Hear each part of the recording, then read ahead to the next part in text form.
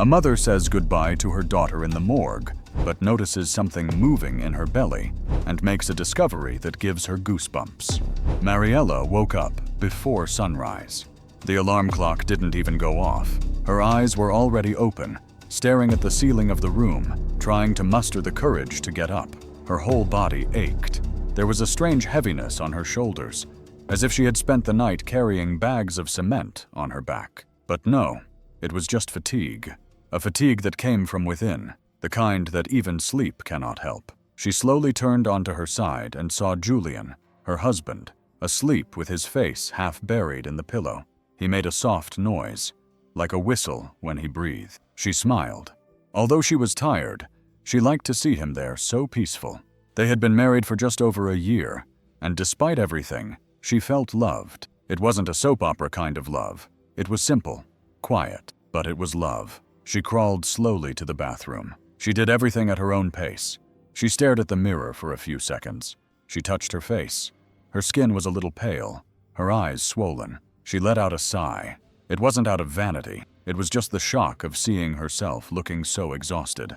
In the kitchen, she made coffee and stood leaning against the sink, holding the cup with both hands. The smell of coffee was the only thing that made the day seem normal. Then she prepared 2 cloth bags. She had to go to the market. She always went every day. It was like a sacred routine for her. "Mariella, do you want me to go with you today?" asked Julian, coming out of the room scratching his head, still half asleep. "No, honey. You have to work." "I'm fine. I'll be quick." "Are you sure? Have you been so tired?" "I like going. It does me good." He looked at her for a few seconds, then kissed her on the forehead and said, "Take care." Mariella got ready calmly. She put on loose pants, a blouse she liked because it covered her belly a little, comfortable shoes, and left. The market was 3 blocks from the house, but the walk seemed longer every day. She walked slowly, stopping to catch her breath. The sun wasn't strong yet, but the heat was already starting to bother her, and her legs felt like stone. Every step was an effort. Even so, she smiled at her neighbors. She greeted the lady at the bakery. She helped an elderly woman cross the street with her walker. It was as if she were trying to maintain a normal life, even though her body was screaming that she couldn't take it anymore. Inside the supermarket, she walked through the aisles as if she were in a park. She liked the cold silence of the aisles, the colors of the products. She picked up things she didn't even need that much, just for the pleasure of choosing. It was the only time of day when she felt like she was in control of something, of some decision. She picked up rice, beans, a box of juice that Julian liked, then a sweet bread for herself. She knew she shouldn't, but it was the only little treat she allowed herself. In the checkout line, she felt a slight dizziness. She leaned on the cart. It passed. She paid, smiled at the cashier, and left. But on the street, the light felt stronger, the cars noisier. The world spun slowly. Mariella pressed the bags against her chest, trying to find her balance. She felt sweat running down her back. Her hands went numb. Her heart was beating strangely. She tried to cross the street just a few more steps, but her body didn't respond. The bags fell to the ground first, the sound of rice rolling across the pavement, the juice exploding. When she fell, it all happened in a second, and no one understood what was going on. All they saw was Mariella's body falling in the middle of the street, as if something invisible had pushed her. It was a hard, sudden fall. Her body fell slowly, but the impact was hard. Her arm hit the sidewalk. Her head turned to one side. She didn't move, and there was no sound. A man coming out of the pharmacy was the first to run over. Ma'am, are you okay?" But Mariella didn't respond. Her eyes were closed, her mouth half open. She still had a piece of sweet bread in her mouth that she had bitten into a few minutes earlier. Other people began to approach. A girl took her cell phone out of her pocket and called emergency services. A woman fell down. "She's not moving." A woman knelt down next to the body. She put her hand on Mariella's chest. "I can't feel anything." The cars began to honk their horns. Some turned around. Others stopped. It was just another day in the middle of the morning. But there, on that stretch of road, time stood still. People gathered around, cell phones recording, loud voices, confusion, and amidst it all, her total silence. The ambulance arrived quickly. Sirens. 4 paramedics. One got out with the defibrillator in his hand, another with oxygen. They formed a circle around Mariella, carefully removed her blouse, and made space. One of the paramedics whispered, "It looks like cardiac arrest." The shocks began. 1, 2, 3. Mariella reacts. Come on. Nothing. They gave her adrenaline directly into her vein. Heart massage, oxygen mask, sweat dripping from the faces of the paramedics. They tried everything. Let's take her quickly. There's still a chance. In the ambulance, the atmosphere was tense. All you could hear were the sounds of the machines trying to find some sign of life. A heartbeat, a breath, anything. But the monitor continued to show a straight line. At the hospital, they took her straight to the emergency room. More adrenaline, more attempts. The team was experienced. They knew what to do, and yet nothing worked. The minutes passed, and each minute was like a hammer blow to the hearts of those who watched. The hospital hallway was filled with an eerie silence. Those cold hallways with too much white light seemed to be holding their breath. No one spoke. Only occasionally could the distant sound of a monitor beeping or a stretcher rolling in the background be heard. Julian was sitting on an old plastic bench with his head down, his hands clasped, his elbows resting on his legs. His foot was moving non-stop. It was his body trying to cope with what his mind still refused to accept. He stared at the floor, fixed on any point. Everyone was spinning slowly. Across the hallway, Sarah paced back and forth, nervous, her hand on her chest. Every 3 steps she murmured a prayer in Spanish, her eyes filled with tears and her words coming out broken. "Lord, please take care of her, please." Time seemed to stand still until the door to the room opened with a soft click. The doctor came out with his head bowed. The mask still covered half of his face, but his eyes said it all. They were tired, defeated eyes, like those of someone who had tried everything and still lost. He stood in front of Julian, took a deep breath, and removed his mask. "I'm sorry, she didn't make it." For a second, no one moved. The sentence hung in the air, as if no one knew what to do with those words. Julian's world simply shut down. He fell to his knees, his arms hanging limply as if he had been punched in the chest.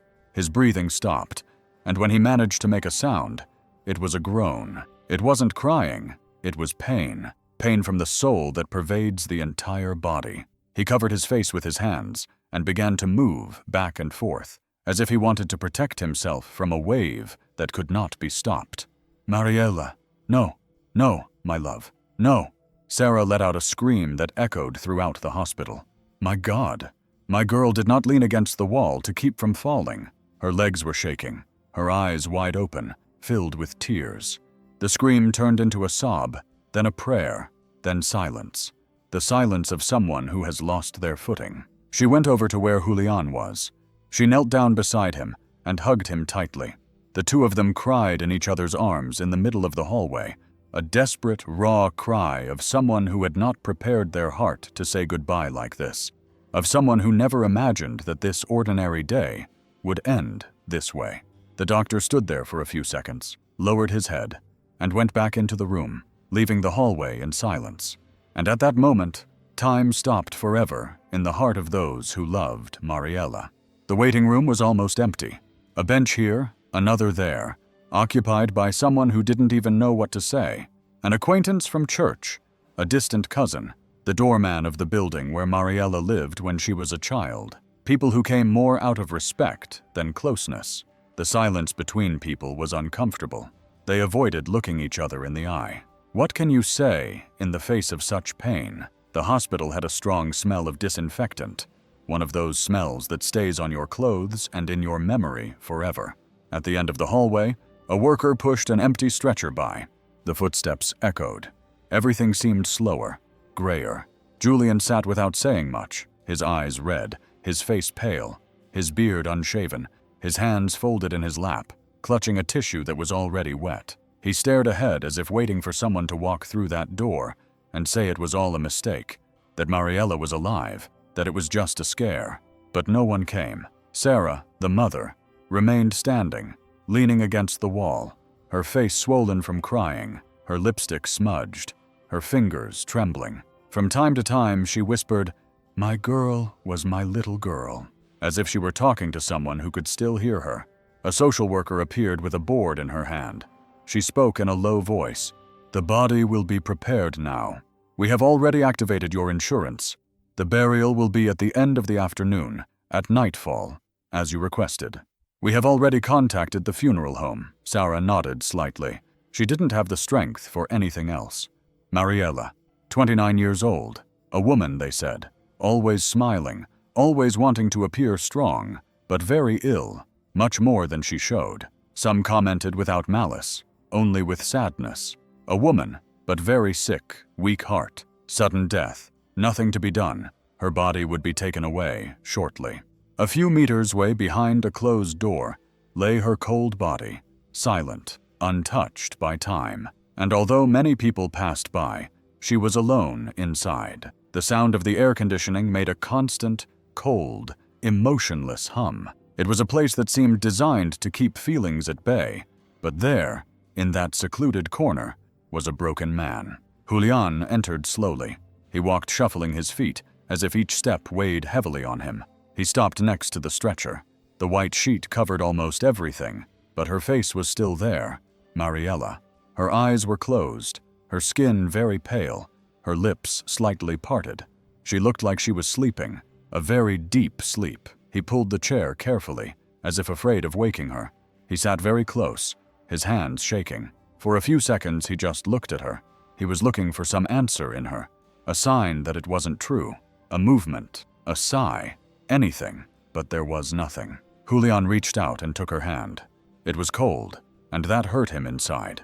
With trembling fingers, he caressed the back of her hand, brought it to his lips, and gave it a long, unhurried kiss, as if that kiss had to say everything he couldn't say to her in life. "I promised to protect you." His voice came out broken, almost without strength, and he couldn't.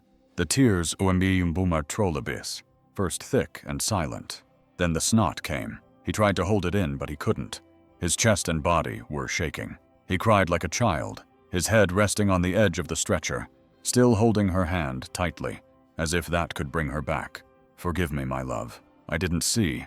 I didn't understand. I didn't do anything." He spoke between sobs, with broken, confused words. They were apologies. They were memories. They were promises thrown to the wind. Time seemed to have stopped just for him. At that moment, only Julian and she existed, no one else. He caressed her face tenderly, brushed a strand of hair from her forehead, and adjusted the sheet as he used to do when she slept, and complained of being cold. He touched her chin with his fingers, as if he wanted to keep that face with him forever.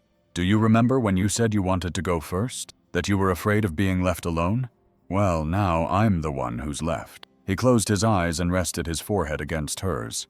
He remained like that, in silence. Only the soft sound of crying mixed with the cold air in the room. No one came in. No one interrupted. It was as if the world had understood that this moment belonged only to him and Mariella. Time passed, but he didn't count it. It could have been a few minutes. It could have been an hour. What remained there was the image of a broken man holding the hand of the woman he loved, trying to say goodbye when his heart was still screaming, "Stay." Hours later, the light in the mortuary was even colder than that in the hospital. The white walls, no pictures, no signs of life, just the strong smell of chemicals and the muffled sound of their own footsteps. It was a place where death did not need to be mentioned. It was everywhere. A worker in a gown approached slowly with a small table in her hand. "The coffin has arrived. They are going to dress her." Julian was leaning against the wall, his eyes still swollen, his breathing short. He looked at the woman, not knowing how to respond. His head said yes, but his heart begged to wait. He closed his eyes for a moment and swallowed. "I'll do it," he tried to say, but his voice broke. He looked up at the ceiling and took a deep breath. "No, I can't." Sarah, who was sitting next to him, got up with effort, her face tired, her body hunched over, but with steady eyes. She wiped her tears with the sleeve of her blouse. "I'll go. I'll dress her, like when she was little." She left silently. She went to Mariella's house to look for clothes. She knew exactly what to take, a flowery dress that she herself had given to her daughter. a lightweight, short-sleeved fabric that Mariella said made her look less tired. She also grabbed a new pair of panties, a simple bracelet, and a pair of socks, all carefully folded. When she returned, she entered the room alone. She asked for a moment.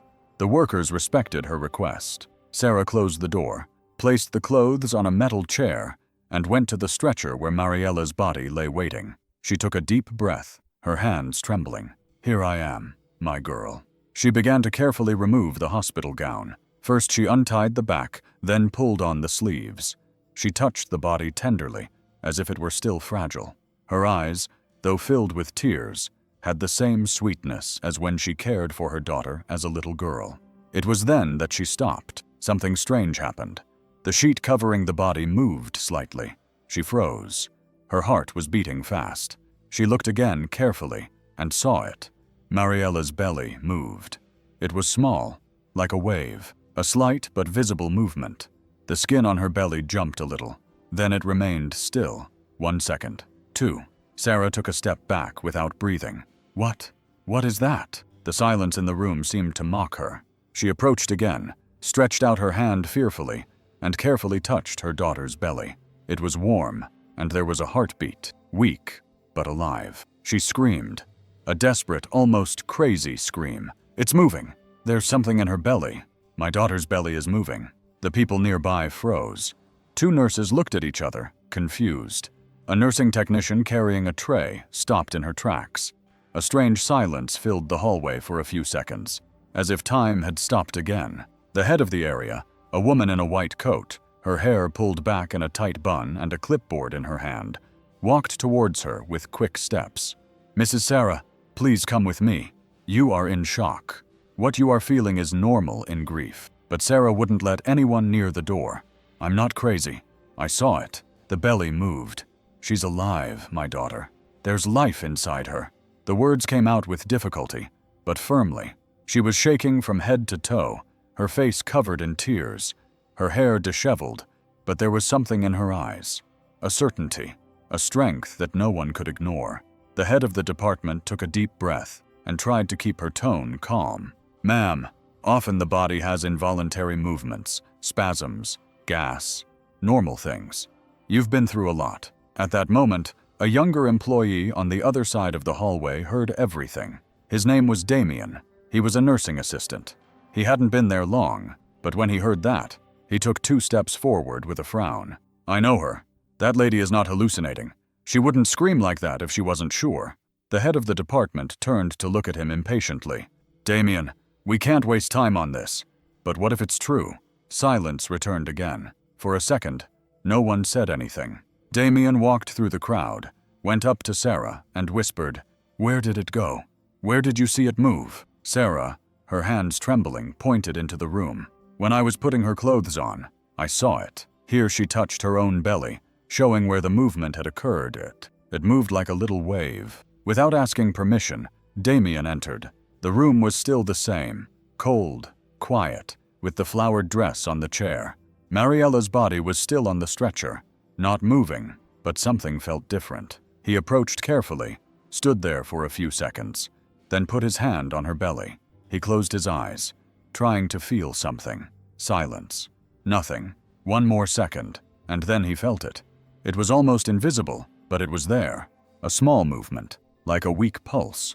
A little push under the skin, as if something inside was asking for help.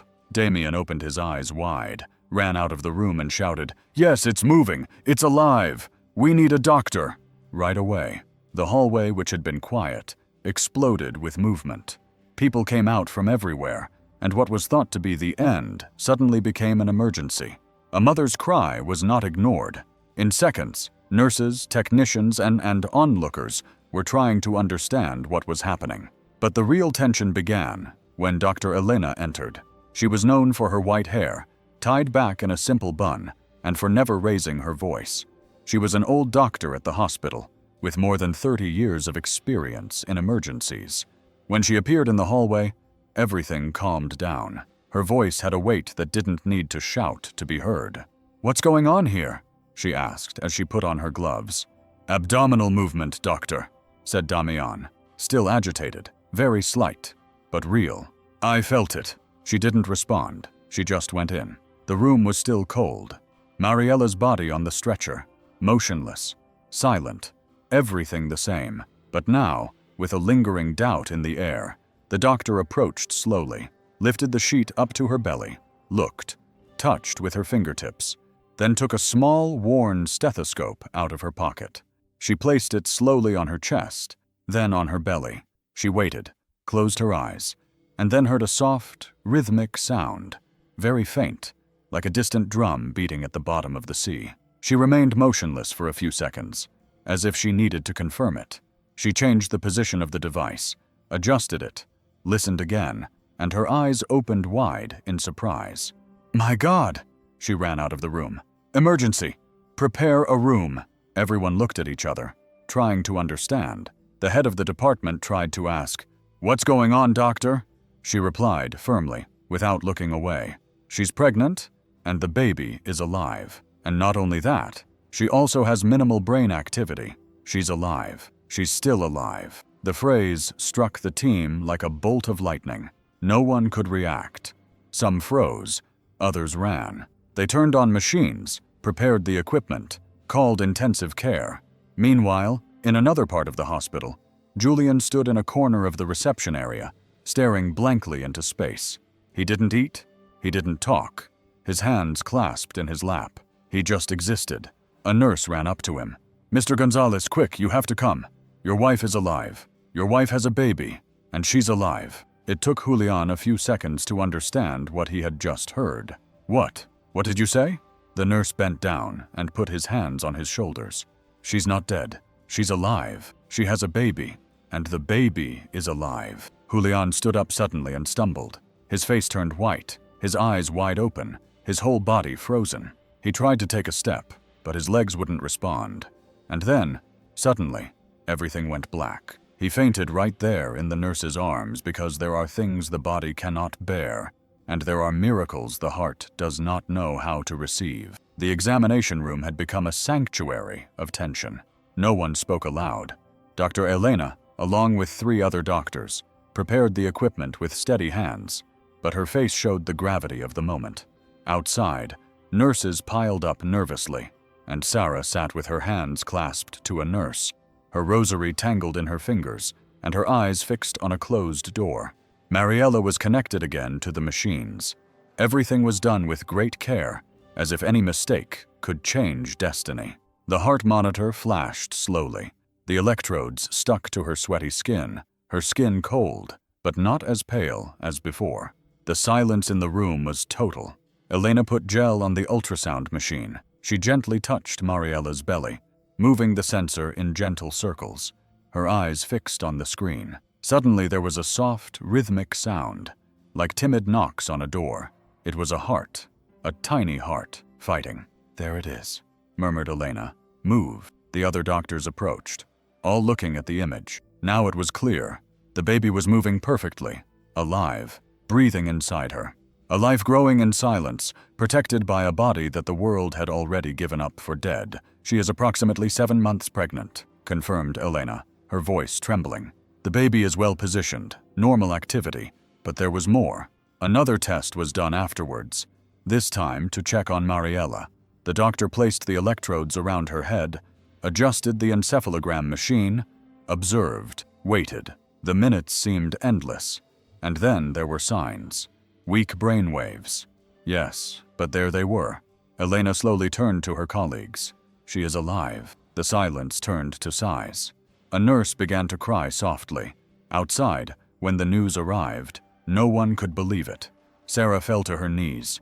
Her hands were shaking. The rosary slipped from her lap. Her eyes filled with hot tears, now mixed with something she hadn't felt in a long time. Hope. Julian, who had already been woken up after fainting, returned staggering, leaning on a nurse. When he heard the word alive, he said nothing, just leaned against the wall and began to laugh and cry at the same time. A quiet, nervous laugh from someone who doesn't know whether to be grateful, to doubt, or to break down again. The doctors who had signed the death certificate were called. One of them, with his head bowed, muttered something like, "We didn't hear anything. We thought," another tried to justify. Her weight complicated everything. Her breathing was very weak. Her heartbeat almost inaudible. I've never seen anything like it, but no one wanted excuses. The hospital administration removed them from the case immediately. It was not the time to look for someone to blame, but neither could they be trusted anymore. The truth was there, alive in a hospital bed. Mariella, alive, pregnant, breathing softly, almost imperceptibly, but breathing. And inside her, a tiny heart, beating with all the strength that the world failed to see.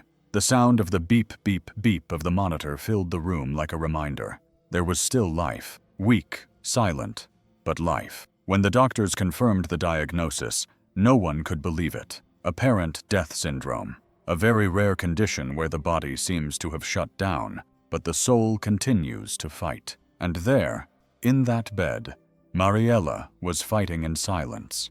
They intubated her quickly. The tube went down her throat without any reaction. Her eyes remained closed, motionless. It was as if she were asleep, in a deep sleep, too deep. But now the machines were all around her, on alert, checking everything: heart rate, blood pressure, oxygen. Next to the bed was another machine, a fetal monitor. The baby was also being monitored, small but strong. Each heartbeat was as if to say, "Here I am." Inside that fragile body, two hearts were fighting. The doctors raced against time, prepared a special room, and isolated the ward. It was necessary to have silence, controlled temperature, low light, everything to give Mariella the minimum of comfort. Mariella, even if she couldn't feel it, and to the baby, who needed peace to continue growing. Julian watched everything standing outside the room, with his forehead pressed against the glass, his hands on the wall as if somehow he could give her strength. He spoke softly, as if she could hear him. "I'm waiting for you, my love. You can do it." The medical team was torn between hope and fear. They knew that every hour was crucial. The nurses checked her vital signs every 15 minutes. Every time her heart rate changed slightly, everyone felt a chill. On the sheet next to the bed was written in red letters, "Extremely high risk, pregnant woman in induced coma, continuous monitoring." Elena, the most experienced doctor, sat down next to the bed for a few minutes. She gently took Mariella's hand, the same hand that hours earlier had seemed lifeless. Now, although it didn't move, it was warm. She took a deep breath and said softly, "Fight, Mariella, for you, for him." And she stayed there in silence. The family's pain was evident in every gesture. Sarah walked through the hallways with a rosary in her hands, praying non-stop. Every time she saw a doctor come out, her heart felt like it was going to jump out of her chest. She couldn't eat, sleep, or breathe properly. But she stood firm for her daughter and for the grandchild she had not yet seen. That night was long. The hospital did not sleep. Nurses took turns. Doctors changed shifts, but returned to see how she was doing. The news had already spread. Some came just to see with their own eyes. Others brought silence and respect. No one spoke loudly because everyone knew now. It was a race against time. A woman unconscious, a baby still in her womb, two hearts trying together to keep beating. In the intensive care unit, time seemed to stand still. It was as if every second lasted an eternity. The light in the room was soft, low, so as not to hurt her eyes. But she couldn't see, couldn't hear. She didn't move. Mariella was lying there, connected to so many cables, so many machines, that you could hardly see her whole body, only her face, pale and calm, as if she were asleep after crying a lot. She was in a deep coma, diagnosis confirmed, weak heart, beating with the help of medication. She was breathing thanks to the machines, and in her womb a baby was growing, slowly, steadily, as if unaware of what was happening outside. The doctors were doing what they could. Visits were restricted. Only one person was allowed in at a time. Julian was the one who came most often. He would sit there with her hand in his. He would spend hours there, not talking much, just looking at her. Sometimes he would cry silently. Other times he would tell her stories in a low voice. "Do you remember our first trip, my love? That horrible hotel that you said smelled of damp and had cold coffee. We laughed so much I looked at you and thought, this is the woman I want to grow old with." He spoke as if he were waiting for a response, but it never came. No sign, no blink, nothing. The machines didn't stop. They made noise constantly, but the numbers were always the same, stable, but low, like a thin line between what is alive and what could shut down at any moment. The nurses changed the bandages, moisturized his dry lips, and wiped his face with a damp cloth to maintain contact with his skin, even though he couldn't feel it. One of them said, "The baby was monitored all the time. The sound of his little heart came out of a small speaker next to the bed.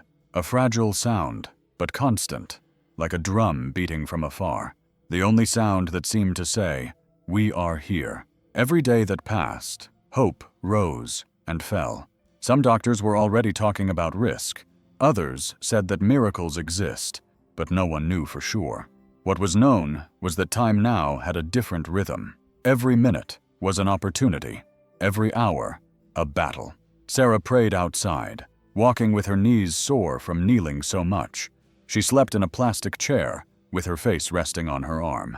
She had aged about 10 years in 3 days, but she didn't leave. Every day she asked, "Is she still the same?" And the answer was always the same. Yes, she's still the same. She hadn't gotten worse, but she hadn't gotten better either. The feeling was that Mariella was trapped in a place where no one could reach her, neither with words nor with medicine. Only she knew what she felt inside, and perhaps only she knew the strength she was using to keep going. Time didn't pass in there. It just waited. Julian walked through the hospital as if he no longer knew where to step. His feet moved, but his soul did not. The hallways all looked the same, cold, too bright, full of people walking quickly, talking quietly. He couldn't hear well. He only saw shadows passing by. His face was tired, his dark circles pronounced, his hair unkempt, his shirt wrinkled. He no longer knew how many days he had been there. Sometimes he stopped. He leaned against the wall, ran his hands over his eyes, over his face, as if trying to wake up from a nightmare. But the nightmare did not go away. It was real, very real. Why did this happen? He muttered to himself, his voice broken, barely audible. He entered Mariella's room with slow steps. The door made a small click as it closed. Inside, everything was the same as always. She was lying there, motionless, connected to tubes, the beeps sounding monotonously. The only difference was that now the sun was shining through the side window, drawing a golden strip on the floor, but she was still there, silent. Julian pulled up a chair, sat down beside her, and looked at her for a long time. He no longer had tears in his eyes, just a lost look, like someone who doesn't understand, like someone who asks himself 1,000 questions and finds no answers. "My love," he said softly, taking her hand tenderly. "What did we do wrong? Why did this happen to you? You who always took care of everyone, and now you're here unable to open your eyes." He lowered his head. His shoulders were shaking, but he was no longer crying as before. It was the dry crying of someone who had already cried too much, of someone who was tired of trying to understand. He carefully took his cell phone out of his pocket, unlocked it, searched through her favorite songs, found it, and pressed play. The melody slowly filled the room. It was an old, soft song in Spanish, one she always played when she washed the dishes or baked cakes. Julian remembered her exactly humming that chorus with the dishcloth on her shoulders and her bare feet in the kitchen. He left the cell phone next to the bed. "Do you remember this song? You always said it was ours." He smiled a little, then sighed deeply again. He waited, watched, but Mariella did not react. No sign, no movement, no blinking. The song ended. The next one started on its own, and he stood there without moving, just listening, just waiting, just loving, even though there was no response. Because loving someone also means staying by their side when everyone else is gone. The news didn't take long to spread. Someone from the hospital commented, someone else shared it, and soon the story was everywhere. First in messaging groups, then on local websites, then on the biggest portals. Exaggerated headlines, old photos of Mariella, videos of seconds taken out of context. The most repeated headline was always the same. Woman is pronounced dead, but baby is found alive in her body. At first it seemed like a miracle, and it was, but the internet rarely welcomes such stories with affection. The comments came flooding in.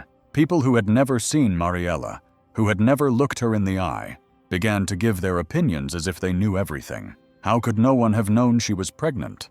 At that size, of course, the diagnosis was going to be wrong. That's her negligence. Irresponsible.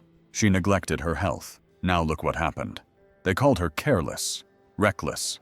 People said she should have looked in the mirror, that no one gets pregnant without realizing it. Others even laughed. They made jokes about her weight, about the hospital, about everything. Poisonous, dry, cold comments. Julian read some of them. He stopped. He couldn't understand how anyone could attack a person who was in a coma, who was fighting for her life, who was good, who was his Mariella. But the one who felt it the most was Sarah. The screenshots arrived on her cell phone. Some friends sent them to her indignantly, but she remained silent. She didn't respond. She didn't comment. She just stared at the screen, at the words, at the judgments. She placed her cell phone gently on the table. She adjusted her glasses with a trembling hand, then walked to the hospital window. She stood there, staring into space with a heavy heart. She wanted to scream. She wanted to defend her daughter. She wanted to say that no one knew what Mariella was feeling, what she was carrying, what she was facing alone, but she didn't say it. She just cried quietly with her back turned to everyone, because sometimes silence is the only way to protect someone who can no longer defend themselves. On the third night in a row, without sleeping well, Julian decided to go home alone for a few hours. He needed to change his clothes, take a shower, breathe a little outside the hospital, but he didn't know that it was worse.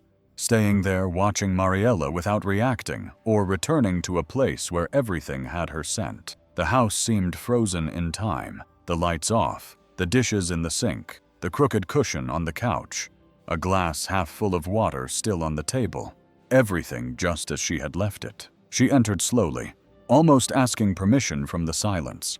In the room, her pillow still bore the imprint of her head. Her favorite blouse was lying on the couch. She sat on the edge of the bed. She looked around the room, trying to understand if this was a home or just another painful memory. It was when he saw the cardboard box under the dressing table, a simple box, closed with tape. He pulled it out slowly. Inside were several mixed items, photos, birthday cards, old magazines, and in the middle a small notebook with a blue cover, already half worn at the edges. He recognized it instantly. It was her diary. She stood there for a few seconds looking at the notebook. She wondered if she should open it, if it was okay, but at that moment, she just wanted to feel close to her in some way, so she read it. Mariella's handwriting was round and firm, but on some pages, it was shaky. The first notes were dates, grocery lists, little memories. But then came the pain. Today, I felt invisible again. Julian loves me, but sometimes I feel like he doesn't really see me. I'm tired all the time. I don't know if it's my body or my soul. Maybe being a mother isn't for me. Maybe the universe has already decided that. Each sentence was like a stab in the heart. He read and wiped his eyes with his shirt sleeve. Sometimes he would stop, press the notebook against his chest, as if he wanted to embrace what she was feeling, as if he could turn back time and say, "I did see you, my love. I did see you." But it was too late. On the last page, with almost no space left, there was only one line. "I'm trying to be strong, even if no one notices." She closed the notebook slowly, sat there with the diary on her lap, staring at the floor, and cried silently, like someone who carries the world on their shoulders and doesn't want to make a sound, because now he knew how much she was suffering inside, and he hadn't seen it. Every week that passed, the intensive care doctors performed the same ritual, the ultrasound of the baby. It was the only moment when the room, for a few minutes, seemed to breathe differently, as if everyone there forgot about the coma, the tubes, the pain, and remembered that inside that silent body, there was another heart beating, small but strong. Mariella remained motionless, her eyes closed, her skin cold, her face calm, but inside her, there was life. Dr. Elena always performed the tests with steady hands and great respect. First of all, she adjusted the pillow, ran her hand slowly over Mariella's belly, and spoke softly, even though she knew that perhaps Mariella couldn't hear her. "Let's see your miracle today." Yes. She applied the gel and moved the device carefully. The image appeared on the screen. Shapes, lights, movements. It was him, the baby, growing, moving, kicking sometimes as if to say, "Here I am." The nurses gathered around. Some smiled. Others cried silently. With each new ultrasound, the baby looked bigger, stronger, his little head already well formed, his arms bent, his spine perfectly outlined. "He's fighting in there," a nurse said once, her eyes filled with tears. "That child has a brave soul." Julian, who was standing next to her, covered his face with both hands. He wanted to smile, but he couldn't stop crying. He was at a loss as to what to do. Then he leaned in and placed his forehead on Mariella's belly, his eyes closed. "Hello, son. It's me, your dad." He spoke with a mixture of fear and hope, as if talking to a dream he didn't want to wake up from. "We're waiting for you, champ, but hang in there a little longer, yes."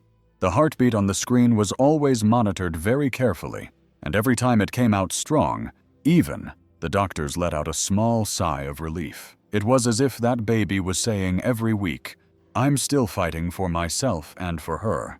And the miracle happened one day at a time. The early morning was quiet, almost silent.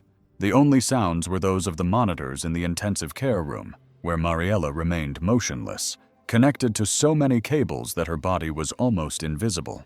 The 8-month-old baby was still strong, everyone said. But that night, everything changed. It was almost 3 a.m. when Nurse Mariana, who was on duty, noticed something strange in the signs. Mariella's heart, which was already low, began to change a lot. A beep sounded louder. She approached the bed, looked at the monitor, and called on the intercom. "Dr. Elena, please, come now." Seconds later, her breathing stopped. The oxygen line dropped. The number 0 appeared on the screen. Mariana screamed, stopped, 0 breathing. The room turned into chaos in seconds. 2 doctors came running in. Elena arrived behind them with her face mask hanging around her neck and her eyes wide open. Mariella was very pale, her lips purple, her chest not moving. "Ambu, quick, adrenaline." They began to resuscitate her. Heart massage, medicines, tubes, IV. Her body rose and fell with the compressions. Unresponsive. Julian, who was sleeping in the hallway, woke up to the noise. He tried to go in, but a nurse stopped him. "Wait outside. Inside. Only tension." The baby's heart also began to slow down. The fetal monitor was sounding an alarm. The heartbeat was fast, and suddenly began to fail. Elena shouted, "We're going to lose them!" Those were minutes of panic, one of those moments that no one forgets. Every second was dangerous. Her life and that of her child were hanging by an invisible thread. And then a sound was heard, a heartbeat, then another, faint, but it came back. Air flowed back in. Mariella's chest rose. The baby responded. Its heartbeat stabilized. The room did not celebrate. No one smiled. There was only silence, a weariness that hurt even in the bones. Mariana looked at Elena. Her eyes were filled with tears. "Doctor." And now Elena slowly removed her gloves, took a deep breath, and said in a hoarse voice, "We have to wait, but we don't have time." And she left the room with her hands shaking, knowing that at any moment it could all be over. That morning, the intensive care unit was quieter than usual. Mariella still didn't move. Her body was still holding on, but she seemed more fragile every day. The baby was still fighting hard, as always. But time was becoming an enemy. The doctor had already said so. Any moment could be the last. Julian entered with slow steps. His face looked tired, with a stubble beard and dark circles under his eyes from crying so much in silence. He pulled up a chair and sat down next to the bed. He took Mariella's hand and held it with all the care in the world, as if it could break. He sat there in silence for a few minutes. He closed his eyes and stayed like that. And then there was a slight movement, almost imperceptible. The little finger of her left hand moved. Julian opened his eyes wide, got up slowly, and for a second, he was breathless. Mariella called he softly, touched her hand again, looked carefully, and the finger moved again, very slightly, but it was real. A nurse came in. He pointed, moved. I saw her move. She came closer. looked, took the chart. It could have been a spasm. It's normal in some cases. But Julian shook his head, his eyes filled with tears. No, it wasn't a spasm. It was her. It was my Mariella. He had no way of proving it, but he felt it. Something inside him told him. She heard him, and she responded. Later that same day, he went home, took a clean notebook and a pen. He sat on the terrace where the wind was blowing gently and began to write. It was a letter to the child she didn't know yet, but somehow already loved more than anything else in the world. "Hello, son." The words came out slowly with emotion. He wrote through tears, through memories, through fears and dreams. "If you come into the world, I want you to know that your mother held you, even without waking up." Her handwriting trembled. She would stop, take a deep breath, and continue.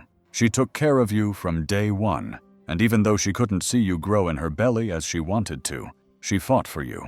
Every beat of your heart, my son, was because of her body, because of her love." He closed the notebook lovingly, placed his hand on her shirt over her belly, as if she could already feel her child there with her. And she stood there, looking up at the sky, waiting for her, for him, for everything that could still happen. The days turned into weeks. In intensive care, Mariella remained lying down, motionless, breathing with the help of machines.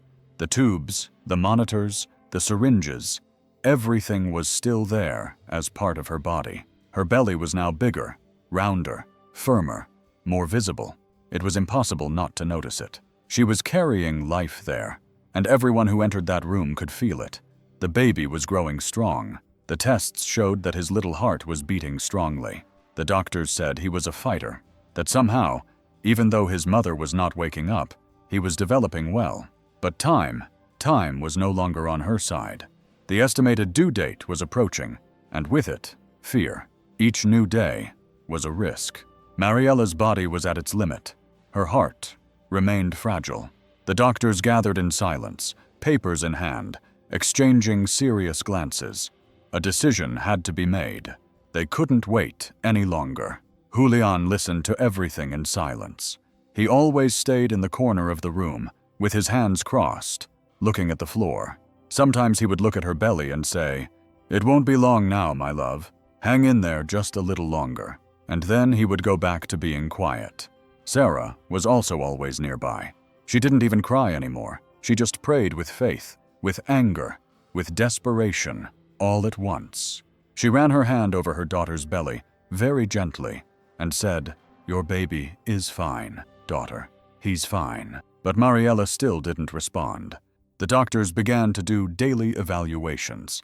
They monitored everything, second by second, and the phrase most often heard in the hallways was always the same. "We have to plan for the delivery, but we don't have time." It was like holding a glass full of water, shaking, about to fall. With every change, every sign, everyone's heart tightened. The baby was ready to be born, but no one knew if Mariella would hold on. It was the most difficult wait in the world, because it wasn't just for the birth of a child, it was for the life of a mother who still hadn't returned. It was a night that seemed like any other, quiet, tense, full of flashing machines, the regular noises of the equipment, and that heavy silence that only exists in intensive care units. The team was tired, but attentive. The C-section had already been scheduled. Everything was being prepared carefully. Only a few more days to go, a little more waiting. But life has its own timing. It was past midnight when Nurse Mariana entered the room to check the vital signs. Mariella's heart monitor was a little faster than usual, her temperature higher than normal. She approached with the chart in her hand, touched the patient's face, and felt sweat. Her forehead was wet. Her hands, too.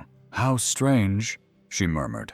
She went to write it down when she heard a different sound, a wet crackling, then water. She looked. The bed was wet. The nurse's eyes widened. "No, it can't be."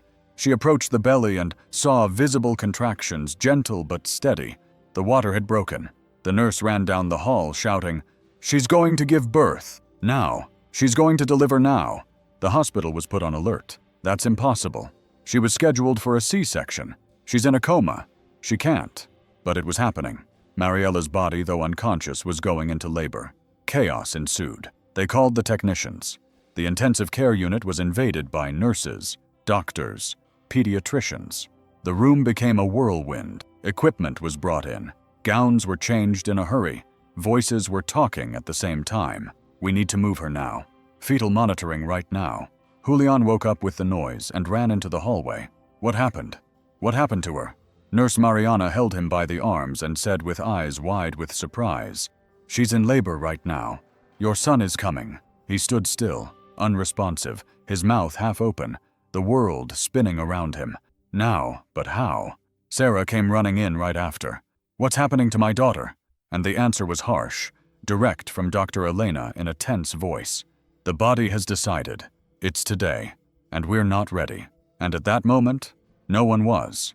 Not the doctors, not the family, not the world. But life was ready. The delivery room was filled with hurried voices, short orders, footsteps running from one side to the other, equipment being prepared in a hurry, gloves put on, hands shaking from the speed and tension. Mariella had been rushed from intensive care to the emergency room. The baby's heartbeat was racing. Her body was responding on its own, with increasingly strong contractions. But she was still asleep. The team discussed the plan. C-section. There's no time now. The cervix dilated too quickly. It has to be natural. Elena, the most experienced doctor, tried to maintain control of the room, but her eyes couldn't hide her fear. The risk was too great. A natural birth in a coma was madness. But Mariella's body was no longer waiting for anyone. It was then that everything stopped. Elena, who was near Mariella's head, saw it. Her eyes moved a little, then again, and then they opened slowly with difficulty, the light in the room hitting her in the face. She blinked, trying to focus. She opened her mouth in almost a whisper. "Where am I?" Elena froze. "Mariella." She moved her head slightly, confused. She looked around with eyes full of fear. Her breathing quickened. The monitor showed her heart rate rising. "She's awake." She woke up. The room was filled with excitement. Some began to cry. Others tried not to break down. It was real. She had come back. After 2 months in a coma, she was back. What? What's going on? Why does it hurt so much? Dr. Elena held her face lovingly in her hands. "Listen to me, Mariella. You're in labor. Your baby is coming now." She opened her eyes wide, not understanding. She was dizzy, lost, not knowing what was happening. A baby. "Yes, my love, you are pregnant, and now you are going to give birth." She cried, confused, scared, but alive, and the heartbeat kept getting faster.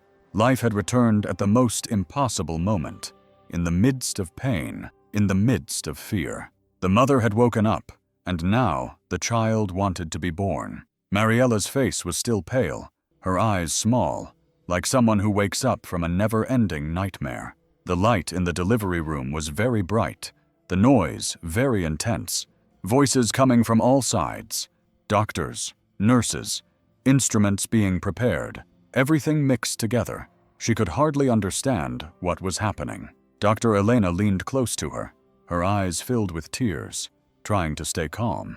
"Mariella, listen to me. What I'm about to tell you is a lot, but I need you to hear me." "Yes." Mariella blinked slowly, still dizzy. Her body was shaking. She moved her lips, but no sound came out.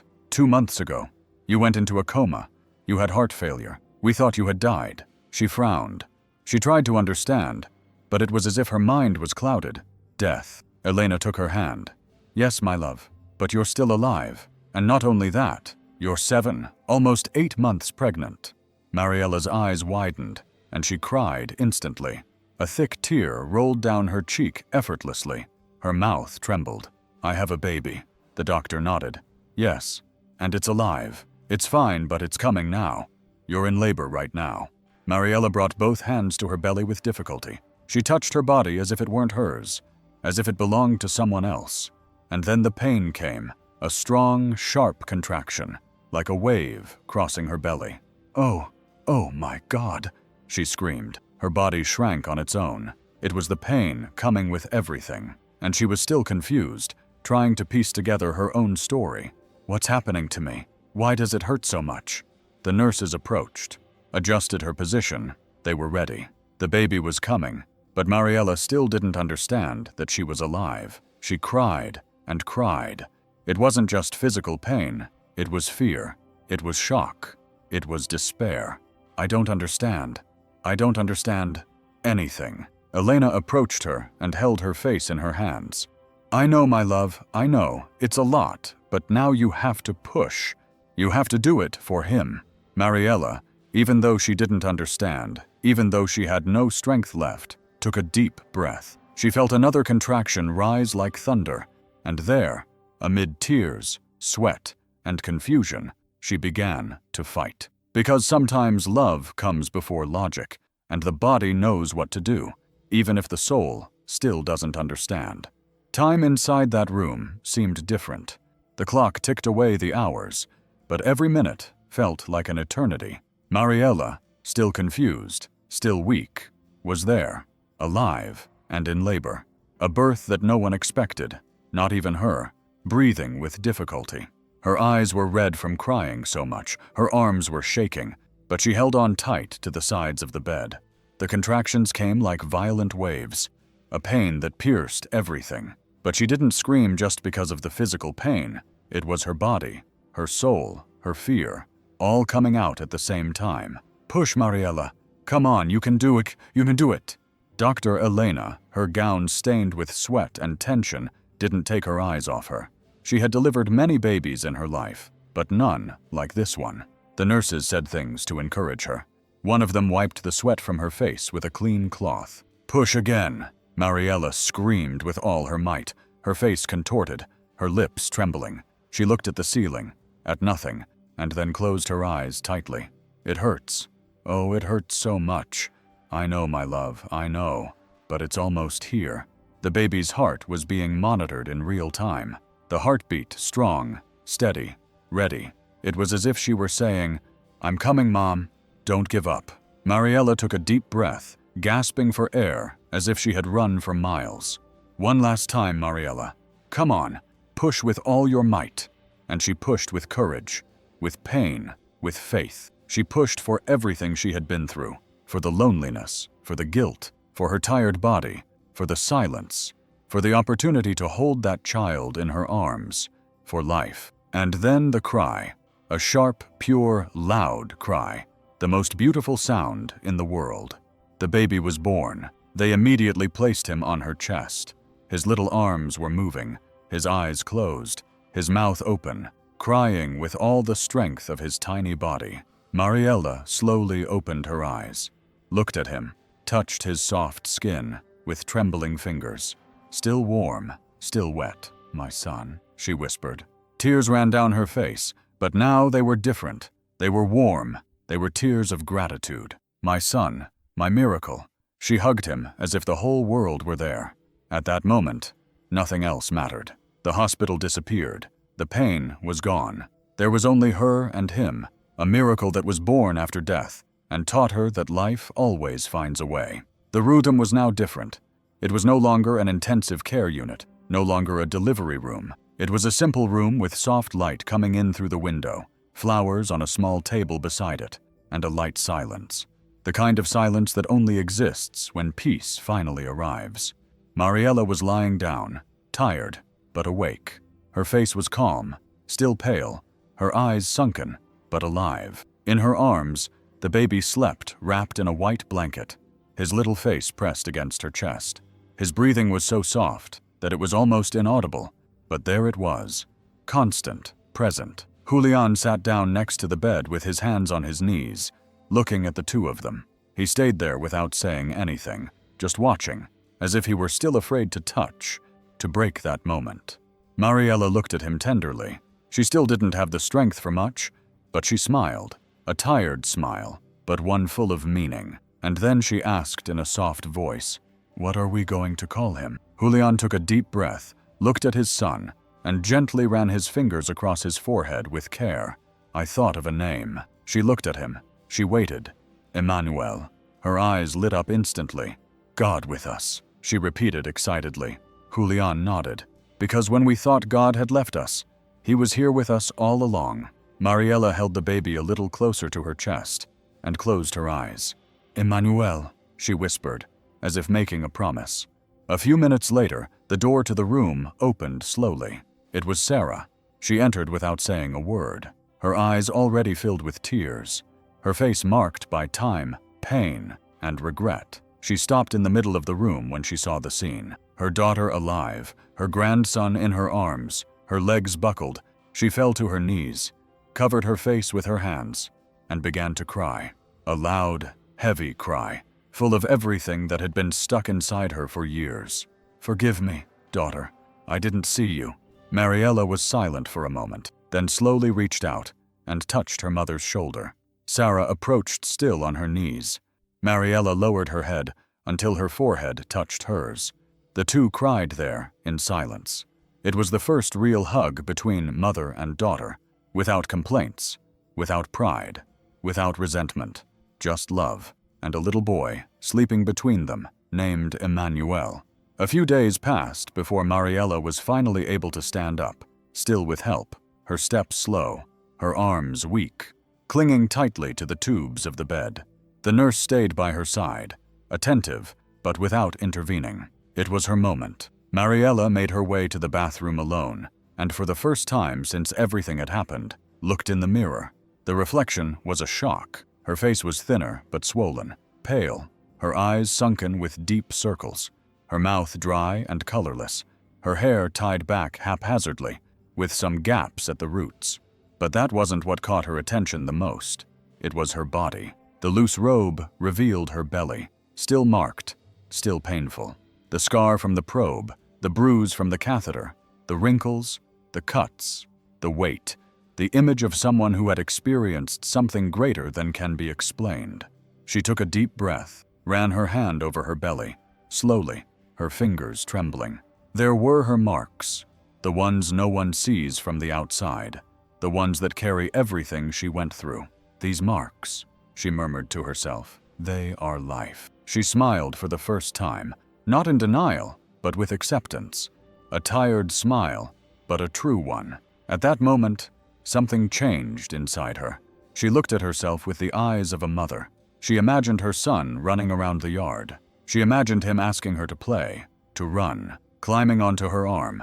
And there, in front of the mirror, she understood that she had to be strong, not just alive. For the first time, she saw the illness, not as a punishment, but as a calling. The weight, the weak body, the fragility, all of that was always there, but she avoided it. She hid it behind laughter, food, silence. Now she couldn't anymore. She dried her face, looked at herself closely, and said softly, "I'm going to change for myself, for him." Hours later, her mother entered the room. She was carrying clean clothes and a glass of juice. She found Mariella sitting with the baby in her arms, her eyes looking out the window. Sarah stood at the door, not knowing what to say. Then, in a low voice, she said, "Forgive me." Mariella turned to look at her silently. "I didn't take care of you like I should have. I always said it was your body, your life, but you were my daughter, and I should have done more." The words came out softly, full of guilt. Mariella didn't respond immediately. She just looked at her son in her arms. Then she raised her eyes, still tearful, and spoke with tenderness. "Now it doesn't matter. We're still in time." And at that moment, 2 generations understood that it's never too late to start over, that marks are not wounds, they are promises. The reporter held the microphone tightly, her face emotional, and her eyes filled with tears, even though she tried to maintain a journalistic tone. The hospital had provided the small conference room, some makeshift chairs, a camera on a tripod, natural light streaming in through the windows. It wasn't an event, it was a testimony. Mariella entered with slow but confident steps. She was dressed simply, her hair pulled back in a bun, a little makeup applied by a nurse. In Mariella's arms, wrapped in a light blue blanket, the baby slept peacefully. Julian came right behind, with his hands on her shoulders. Attentive, protective, silence filled the room. Everyone was there to listen, but no one knew what she was going to say. The reporter approached, adjusted the microphone, asked a brief question respectfully, and then, her voice still weak, Mariella began. "I didn't die on the outside, or on the inside, but I lived for years, as if I were slowly dying. She paused, looked at her son in her arms. They called me irresponsible, careless, but yet no one asked how I was outside, how I felt when climbing stairs. No one looked me in the eyes. When I smiled on the outside and fell apart on the inside. Another pause. Her eyes filled with tears, but she continued. I wasn't invisible. They just didn't look at me with love. The room fell silent. Some began to cry. One nurse squeezed another's hand. The reporter had to take a deep breath before continuing. The story came out that same night. The city saw it. The country saw it. Thousands of people saw that fragile and brave woman tell her story with such truth that it was impossible not to feel something. And that's how something began. People from the neighborhood, people who had never spoken to her, began to knock on Mariella's door with bags of fruit, homemade meals, walking shoes, sincere promises of help. You're not going through this alone. Health professionals offered support. Nutritionists, trainers, psychologists. Groups were formed to walk in the neighborhood. Support networks were set up. It was as if each person wanted to give Mariella back the love she had previously lacked. And for the first time, she didn't say no. Mariella took on the responsibility with determination. She knew it wouldn't be easy, but she wanted to be truly alive. She wanted to run after her son, play on the floor, get up without pain, smile without fear of fainting. She wanted to have a future, and now she knew she could. Because it's not just about losing weight, it's about finding yourself. And with Emmanuel in her arms and an entire community around her, she began one step at a time. The little church in the neighborhood was small, without luxuries. The white walls already showed signs of age. The wooden benches creaked when someone moved. On the altar were simple flowers and a tablecloth embroidered by the hands of one of the local women. But there was something special about that place. It had truth. The bell rang softly that morning, and the neighbors began to arrive little by little. Some wore their Sunday best. Others wore whatever they had. No one went to show off. They went to feel. Mariella entered accompanied by Julian. She walked carefully, still recovering, but with her chest held high. In her arms, Emmanuel, wrapped in a light-colored cloth, slept peacefully. She carried him with both arms as if she were carrying her own heart. People stood up respectfully. Many could not hold back their tears. In the end, everyone knew that story. Everyone knew that this baby was more than just a baby. He was a miracle. The ceremony was simple. The priest, a man with a soft voice and steady hands, welcomed the family warmly. He began the ritual with a short prayer. Then he spoke of love, hope, and new beginnings. When it was time for the baptism, Mariella approached the font with slow steps. Emmanuel was still asleep. The priest dipped his fingers in the water and carefully touched the baby's forehead. I baptize you in the name of the Father, the Son, and the Holy Spirit. The water ran down his soft skin. Emmanuel made a slight movement with his lips, but did not open his eyes. Mariella could not hold back. Tears fell without stopping. A silent, deep cry from someone who had already hit rock bottom and now carried in his arms the reason to keep standing.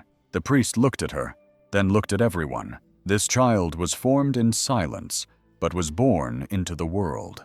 Everyone fell silent. It was true. Emmanuel grew up in darkness, in fear, in pain. He grew up hidden, protected by an almost lifeless body, but he had arrived, and now he belonged to everyone. Mariella held her son close to her chest, kissed his little head, and whispered softly, "Thank you." She didn't know who she was thanking. God, life, pain, love, perhaps all of them. Because at that moment, there in that little church with the smell of wood and incense, with the cramped pews and open windows, she knew that it had all been worth it. The afternoon was hot. Mariella had just bathed Emmanuel and was putting him to bed in his new crib, right there in the living room. The window was open, and a gentle breeze was coming in, moving the curtains and bringing the smell of coffee from the neighbor's house. It was one of those simple moments that had once seemed impossible. She walked to the kitchen, wiped down the counter with a cloth, and smiled. It was strange to smile without pain, strange but nice. Every gesture of the day now had a different value. washing a dish, folding a diaper, making tea. Everything made sense. Everything seemed sacred. That's when the doorbell rang. Julian, who was in the front yard, ran to the door. There was no one there, just a cardboard box. Small, simple, with no return address. He looked around, bent down, picked up the box carefully, and went inside. "Honey, someone left this." Mariella dried her hands on her apron and went to him. They both looked at the box as if it were something valuable. They didn't know what to expect. Julian opened it slowly inside. A single flower. It was the same flower he had left on the coffin the day he thought he had lost Mariella forever. A simple flower, a little crushed, but still alive. He recognized it instantly. Trembling, he took it in his hands, and there, next to it, carefully folded, was a little piece of paper. Mariella took it carefully, unfolded it. The handwriting was firm, clear. She read it aloud, her voice breaking. "You never stopped breathing. I was just waiting to be heard." Silence filled the room. Julian stood still, holding the flower as if he were holding his own heart. Mariella brought the piece of paper to her chest, closed her eyes, and let the tears fall. It was as if the universe had written that for her. She remembered the days of struggle, the time forgotten in a room, the looks that never came, the pain that no one saw. And now someone had seen, someone had heard. Mariella sat down slowly, hugged Emmanuel, who was sleeping peacefully, and whispered softly, almost without a voice, "I'm here, son, now and forever." 5 months have passed. The house is still simple, full of baby noises, hanging rags, diapers drying in the sun, and toys everywhere. But something in Mariella has changed. The way she walks, the sparkle in her eyes, the way she looks at herself in the mirror. Now every day starts early. Before Emmanuel wakes up, she is already up with her sneakers on and her water bottle in hand. She walks with other women from the neighborhood. She climbs hills, goes down sidewalks, breathes deeply, doesn't run, not yet, but walks like someone who is in a hurry to live. She has already lost 30 kilograms. And more than that, she has shed layers of pain, fear, and shame that were left behind. Mariella doesn't follow crazy diets. She eats real food, goes to the market with her neighbor, cooks with Julian, learns to listen to herself, knows when her body needs rest, and now knows when it's just laziness trying to fool her. She no longer hides in baggy clothes. She wears what she likes. She looks in the mirror without lowering her head. Sometimes she wears lipstick. Other times she goes out with a clean face, and that's okay, because every day she loves herself more. On the living room wall there is a sheet of paper taped to the wall, a handmade calendar with each day marked in red pen. Next to it is another sheet of paper with her own handwriting, telling her to play with him on the floor, to run after him in the yard, to climb the stairs without stopping halfway, to look at me with pride, to live. That is her plan. And every time Emmanuel smiles when she carries him, spins him around, hugs him, laughs with him, she feels that it's all worth it. It's not about having a perfect body. It's about being alive and now complete. This story is not only a miracle, but it has to do with listening, with seeing beyond what is visible. It's about not judging, because sometimes a person's silence is just a cry for help that no one wants to hear. How did you feel when you heard this story? And if you know someone who should hear it, share it. Don't forget to subscribe to the channel and activate the bell so you don't miss the next videos.